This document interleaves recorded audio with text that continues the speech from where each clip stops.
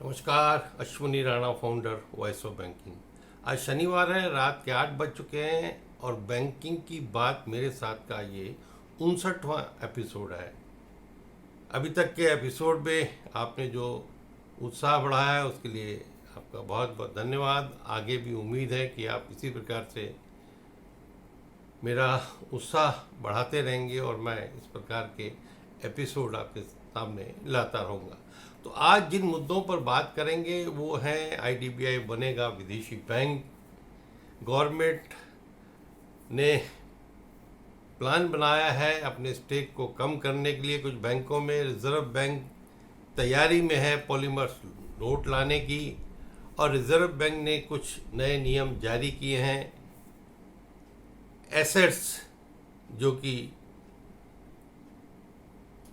Defaulter को ना दी जाए, और कुछ शर्मसार घटनाएं क्यों होती हैं बैंकिंग में बार बार, इस पर बात करेंगे। सबसे पहले मुद्दा है आईडीबीआई बैंक बनेगा विदेशी बैंक। जी हाँ, 62 साल पुराना आईडीबीआई बैंक जो कि 1 जुलाई 1964 को अस्तित्व में आया था, जबकि उस समय ये बैंक को बनाने का जो पर्पस था वो दूसरा था, लेकिन उसके बाद इसके अंदर परिवर्तन होता गया और इंडस्ट्रियल डेवलपमेंट बैंक की जगह पर वो एक कमर्शियल बैंक के रूप में आ गया। हालांकि उसमें आईडीबीआई बैंक भी आया, आईडीबीआई लिमिटेड भी आया, उसमें बैंक भी मर्ज हुए। तो आज आईडीबीआई एक अच्छा मुनाफा कमाने वाला बैंक है और इसमें सरकार का और एलआईसी का लगभग 95% का शेयर है। और उस शेयर में से सरकार का जो मानना है, सरकार का जो सोचना है कि 60% के करीब जो है वो उसको बेचना चाहती है, यानी उसको डिसइन्वेस्ट करना चाहती है। और उसके लिए काफ़ी लंबे समय से इसके प्रयास चल रहे हैं। 2021 में ही cabinet committee of economic affair ने इसकी अप्रूवल दे दी थी, लेकिन उसके बाद से जो ऑफ़र आए वो सरकार को मंजूर नहीं थे। अब नए जो 2 ऑफ़र आए हैं वो फेयरफैक्स फाइनेंशियल कनाडा की एक कंपनी है और एमिरेट्स एनबीडी की तरफ से ऑफर आया है। तो उम्मीद की जा रही है कि जल्दी ही फैसला हो सकता है और फेयरफैक्स के हाथों में आईडीबीआई का ये 60% का स्टेक जो है जा सकता है। अब कर्मचारी 27 को इसके अगेंस्ट हड़ताल पे जा रहे हैं। उनका कहना है कि जब ऑलरेडी एक बैंक प्रॉफिट कमा रहा है तो उसके अंदर डिसइन्वेस्टमेंट क्यों। लेकिन सरकार का अपना तर्क है कि सरकार चाहती है कि इसको डिसइन्वेस्ट करके और जो स्ट्रेटेजिक सेल है उसको पैसे को सरकार देश के अंदर उसका उपयोग करे। तो अब देखते हैं कि क्या डील होती है और फाइनल जो किसके हाथों में जाता है। लेकिन इतना लगभग तय है कि आईडीबीआई बनेगा विदेशी बैंक। अब यहाँ सरकार जो है इसको डिसइन्वेस्टमेंट कर रही है और वहीं सरकार जो बाकी बचे पब्लिक सेक्टर बैंक्स हैं उनमें से 5 में अपनी हिस्सेदारी कम करना चाहती है। लेकिन शुरू में अभी जो सरकार की प्लानिंग है कि Indian Overseas Bank, Punjab and Sind Bank और यूको बैंक में अपनी हिस्सेदारी को कम करना चाहती है। आईओबी में लगभग 92.44% की हिस्सेदारी सरकार की है। पंजाब एंड सिंध बैंक में 93.85% की हिस्सेदारी है। यूको बैंक में 90.95% की हिस्सेदारी है। तो हर बैंक से 1%, 2%, 3% जो है वो हिस्सेदारी को सरकार जो है उसको बेचना चाहती है, अपनी हिस्सेदारी कम करना चाहती है। अब ये कितने दिनों में होगा ये भी देखने में पता लगेगा कि क्योंकि सरकार योजना तो बहुत लंबे से बना रही है कि अपना स्टेक जो है कम करें, लेकिन स्टेक कब कम होता है इसको देखना है। क्योंकि सभी बैंक आज एक अच्छा प्रदर्शन कर रहे हैं, अच्छा मुनाफा कमा रहे हैं, तो स्टेक खरीदने के लिए हर आदमी उसमें इंटरेस्टेड होगा। लेकिन ये कब फाइनल होता है वो देखने की बात है।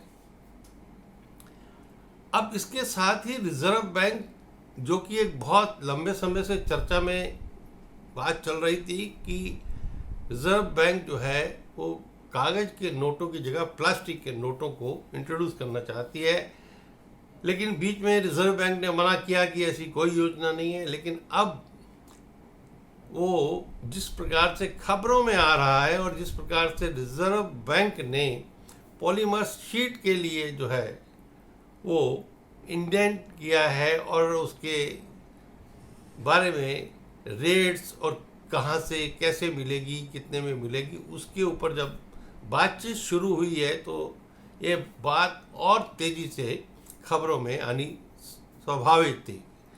इससे साफ दिखता है कि रिजर्व बैंक जो है पेपर नोट्स की जगह पर प्लास्टिक नोट को इंट्रोड्यूस करेगा और बहुत जल्दी उम्मीद की जा सकती है कि 2027 में आप लोगों के हाथ में पेपर की जगह प्लास्टिक के नोट्स हों। अब आरबीआई की मंशा क्यों है इस नोट को जो है बदलने की? उसका कारण है कि जो पेपर के नोट हैं बहुत जल्दी ख़राब हो जाते हैं, उनकी लाइफ कम है, और उसके बाद रिजर्व बैंक को उतनी ही वैल्यू के हर साल नोट जो रिप्लेस होते हैं वो छापने पड़ते हैं। 4,000, 5,000, 6,000 करोड़ का खर्चा उसमें आता है, और फिर उसके बाद वो बहुत लंबे समय तक टिक नहीं पाते, चल नहीं पाते। हालांकि इनिशियली इन नोटों की भी कॉस्ट जो है हो सकता है ज़्यादा होगी, लेकिन इनकी लाइफ ज़्यादा होने के कारण वो कॉस्ट बेटर नहीं करेगी और नोट खराब भी नहीं होते और जल्दी से वो डिस्ट्रॉय भी नहीं किए जाते। तो इसलिए रिजर्व बैंक जो सोच रहा है वो जल्दी संभव हो पाएगा। अब ये देखना होगा कि क्या वो सभी नोटों को एक साथ इंट्रोड्यूस करेगा या ट्रायल के रूप में छोटे नोटों को वो मार्केट में लाएगा। लेकिन जब तक मार्केट में आते नहीं तब तक सारे ये कयास ही लगाए जा सकते हैं कि कौन से नोट पहले आएंगे। लेकिन ये अब तय हो गया है कि रिजर्व बैंक जो है वो पॉलीमर नोट को इंट्रोड्यूस करेगा, क्योंकि ऑलरेडी 60 देशों से ज़्यादा देशों में इस प्रकार के नोटों का चलन है और वहाँ जो नोट हैं उनकी वैल्यू भी ज़्यादा है, उनकी लाइफ ज़्यादा है और बार बार सरकार को नोट को छापने का खर्चा भी नहीं उठाना पड़ता और पब्लिक को भी नोटों को अपने पास रखते हुए ऐसा महसूस नहीं होता कि नोट खराब हो गए हैं, गीले हो गए हैं या फट गए हैं। तो देखते हैं कब तक रिजर्व बैंक हमारे हाथ में देता है प्लास्टिक के नोट। अभी रिजर्व बैंक ने एक और नया नियम बनाया है। रिजर्व बैंक का कहना है कि जो प्रॉपर्टी, जो एसेट्स बैंक और एनबीएफसी डिफॉल्टर से लेते हैं, यानी जो उनके अगेंस्ट जो केस चल रहे होते हैं और वो उसका बैंक का, एनबीएफसी का पैसा नहीं चुका पाते और वो प्रॉपर्टी सीज करता है बैंक और एनबीएफसी। अभी बहुत केसेस में देखा जाता है कि बाद में एनबीएफसी और बैंक जो है वो रीसेल के अंदर ऑक्शंस में जिन लोगों ने डिफ़ॉल्ट किया था उन लोगों वही लोग खरीद लेते हैं। लेकिन अभी रिजर्व बैंक ने उसका एक नया नियम बनाया है और सख्ती से पालन करने के लिए कहा है कि कोई भी ऐसा डिफ़ॉल्टर जो है वो प्रॉपर्टी ना ले सके जो कि एनबीएफसी और बैंक ने एक्वायर की है उसका लोन रीपेमेंट ना करने के लिए। नहीं तो उसका पर्पस ख़त्म हो जाएगा कि वो फिर से प्रॉपर्टी खरीद लेगा और प्रॉपर्टी की वैल्यू जो है वो ज़्यादा होगी और वो सस्ते में खरीद लेगा। तो इसलिए इसको नियम के अंदर रिजर्व बैंक ने बदलाव किया है।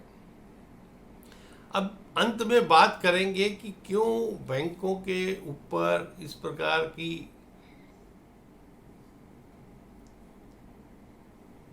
खबरें आती हैं और बैंक कर्मचारी, बैंकर शर्मसार हो जाते हैं।